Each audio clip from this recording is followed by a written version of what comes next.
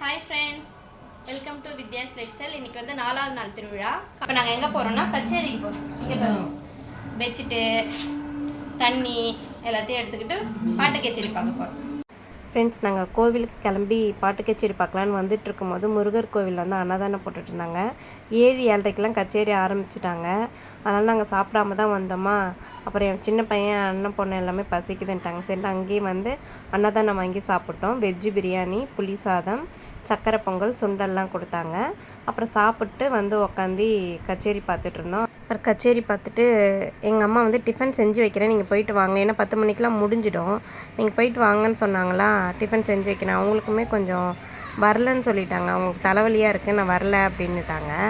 அதெல்லாம் சரிட்டு நாங்கள் மட்டுமே போனோம். அப்புறம் பார்த்தா நாங்கள் இங்கேயே சாப்பிட்டோம். அப்புறம் ஃபோன் பண்ணி எங்களுக்கு வேண்டான்னு சொல்லிட்டோம், இட்லிலாம் எங்களுக்கு ஊற்ற வேண்டான்னுட்டோம். அப்புறம் நாங்கள் சாப்பிட்டு அப்புறம் கச்சேரிலாம் முடிச்சுட்டு போனோம். செம்மையாக நடந்துச்சு. அந்த காலியில் நெருப்புலாம் வச்சுக்கிட்டா ஷார்ட்ஸில் போட்டிருக்கேன் பாருங்கள், அதேமாரிலாம் வந்திருந்தாங்க. ரொம்பவே சூப்பராக நடந்துச்சு. அப்புறம் கச்சேரிலாம் முடிஞ்சிருச்சு. அப்புறம் நாங்கள் எல்லாம் வீட்டுக்கு கிளம்பி வரலாம், ஏன்னா சாமி உடனே வந்துடும். வாசலுக்கு வந்து சாமி வந்து இப்போ கச்சேரி முடிஞ்ச உடனே தூக்குனாங்கன்னா வீட்டுக்கு ஒரு 12-1 மணிக்கெலாம் வந்துடும். அப்புறம் வாசல்லாம் கூட்டி கோலம் போடணுன்னுட்டு நாங்கள் வந்துட்டோம் கிளம்பி. ரொம்பவே சூப்பராக இருந்துச்சு. லைட்டிங்லாம் போட்டு ரொம்ப அழகாக பேனர்லாம் வச்சுருக்காங்க, இன்னுமே வைப்பாங்க, நல்லாயிருக்கும். இது வந்து 4ஆம் திருவிழா 5ஆம் திருவிழா சேர்ந்து தான் ஃப்ரெண்ட்ஸ் நான் காட்டுறேன். அப்புறம் வீட்டு வாசலுக்கு சாமி வந்துடுச்சு.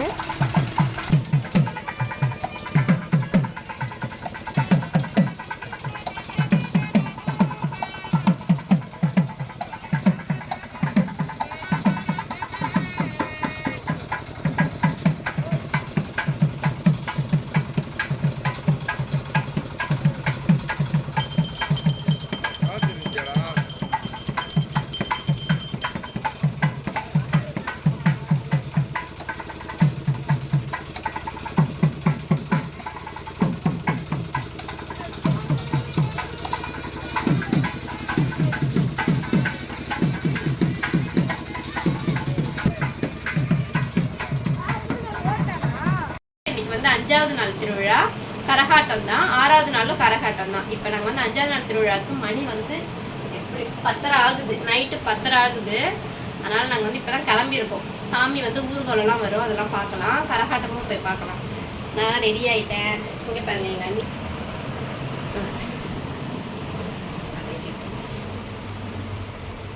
ரெடி ஆகி கிளம்பிட்டோம். போயிட்டு அங்கே வெடி போட்டாங்கன்னா ஆரம்பிச்சிருவாங்க. கோவிலுக்கு போயிட்டு பார்க்கலாம்.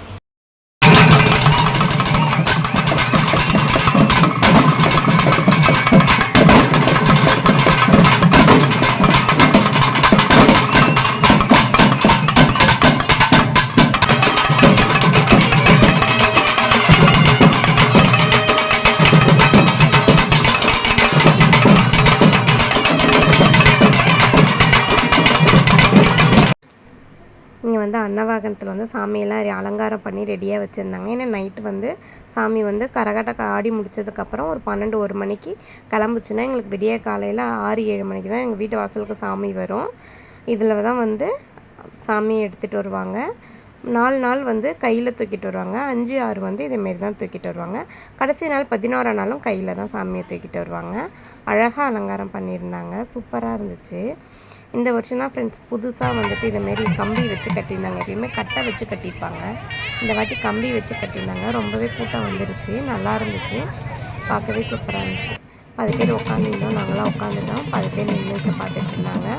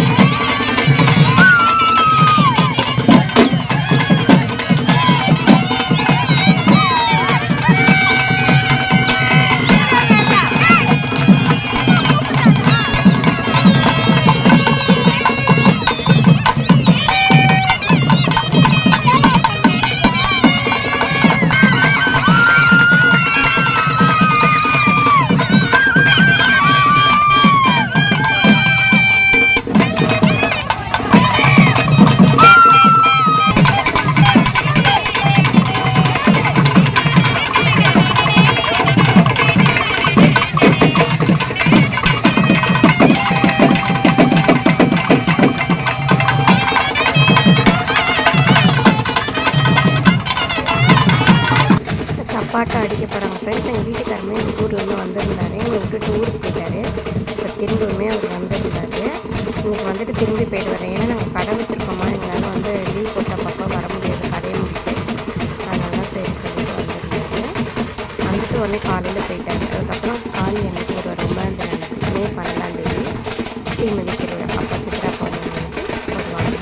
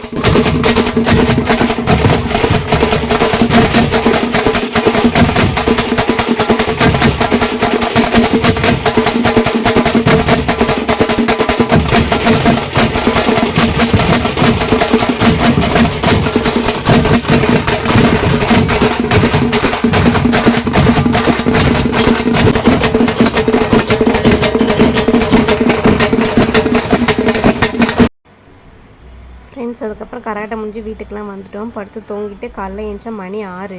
மூளை சவுண்டு கிட்ட தான் வேக வேகமாக வீட்டை விட்டு வெளில ஓடியாந்தோம். கடைசியில் பார்த்தா என் சாமி வந்துட்டுருக்கு. அப்புறமா கராட்டக்காரங்களுக்குலாம் கொஞ்சம் காசு கொடுப்போம் இல்லையா, அவங்களோட எவ்வளோ ஆடிட்டு வராங்கள்ல, தெருவாக ஆடிட்டு வராங்க, அதனால் அவங்களுக்கு நாங்கள் எப்பயுமே காசு கொடுப்போம். அதுக்கப்புறம் வந்துட்டு இந்த திருவிழா நடக்கிறதுக்கு வந்துட்டு நம்மக்கிட்ட வந்து உபயமாக ஏதாவது செய்ய சொல்லி கேட்பாங்க. அதேமாதிரி நம்ம செஞ்சோன்னா நமக்கு வந்து கிஃப்ட்டு தருவாங்க. அதனால தான் பரிவட்டெல்லாம் கட்டி ஒரு சால்வெல்லாம் போட்டுட்டு கிஃப்ட்டு கொடுப்பாங்க. பிள்ளையார் ஃபோட்டோ ஒன்று கொடுத்தாங்க, அவ்வளோ சூப்பராக இருந்துச்சு, அழகாக இருந்தது. அதுக்கப்புறம் சாமி வந்து வீட்டுக்கு வந்தது ஃப்ரெண்ட்ஸ்.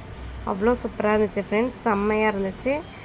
அவ்வளோதான் ஃப்ரெண்ட்ஸ் இந்த வீடியோ உங்களுக்கு பிடிச்சிருந்தா லைக் பண்ணுங்கள், ஷேர் பண்ணுங்கள், கமெண்ட் பண்ணுங்கள், சப்ஸ்கிரைப் பண்ணுங்கள். தேங்க்ஸ் ஃபார் வாட்சிங்.